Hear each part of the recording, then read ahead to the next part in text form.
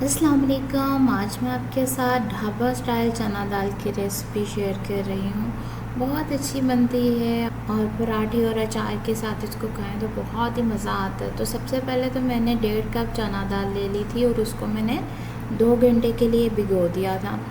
और अब मैं उसको उबाल लूँगी नमक डाल के। नमक मैंने 1 टीस्पून ऐड किया है। इसको हम इतना उबालेंगे कि चने का दाना बहुत अच्छी तरह से गल जाए।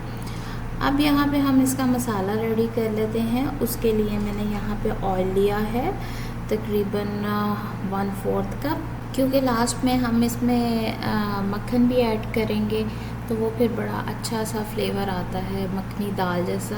यहाँ मैंने एक प्याज लिया था, उसको बारीक चॉप कर लिया था। इसको थोड़ा सा हम पका लेंगे। फिर साथ ही मैंने इसमें 1 टेबलस्पून भर के कुटा हुआ लहसुन शामिल किया है और 1 टीस्पून कुटा हुआ अदरक शामिल किया है। जब थोड़ा इनका कलर बदलने लगेगा, गोल्डन ब्राउन सा हो जाएगा, तो इस पॉइंट पे मैंने 1.5 कप टमाटर की पेस्ट शामिल किए हैं, या फिर आप 2 से 3 टमाटर वैसे भी शामिल कर सकते हैं छिलका उतार के।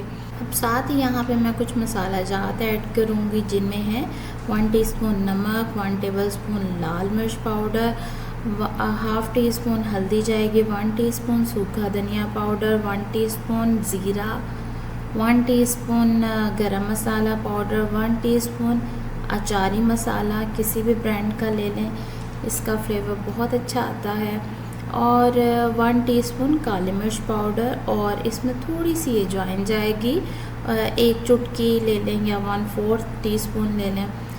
और इसमें इसका भी जायका बहुत अच्छा आता है दाल में। और यहाँ पे हम इन सब चीज़ों को अच्छी तरह से मिक्स कर लेंगे। और इसका जब मसाला बहुत अच्छा सा भुन जाएगा तो फिर मैंने यहाँ पे उबली हुई जो दाल थी वो ऐड की है।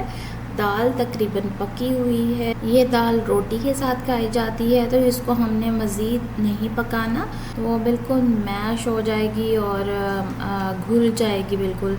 तो खड़ी खड़ी सी दाल ये होती है, बहुत अच्छी लगती है ऐसे ही। तो बस हम इसको 2 से 3 मिनट अच्छी तरह मसाले में मिक्स करके पका लेंगे। फिर यहाँ पे आप अपने हिसाब से थोड़ा सा पानी ऐड कर लें, और फिर ऊपर से बिल्कुल आखिर में हरी मिर्च और बारीक काट के अदरक और धनिया वो ऐड करें। लास्ट पे बिल्कुल ऐड कीजिएगा, तो बहुत अच्छा इसका फ्लेवर आता है फिर। और यहाँ पे मैंने बटर जो है वो मेल्ट कर लिया था, तो जब हम इसको डिश आउट करेंगे ऊपर से बटर डालें।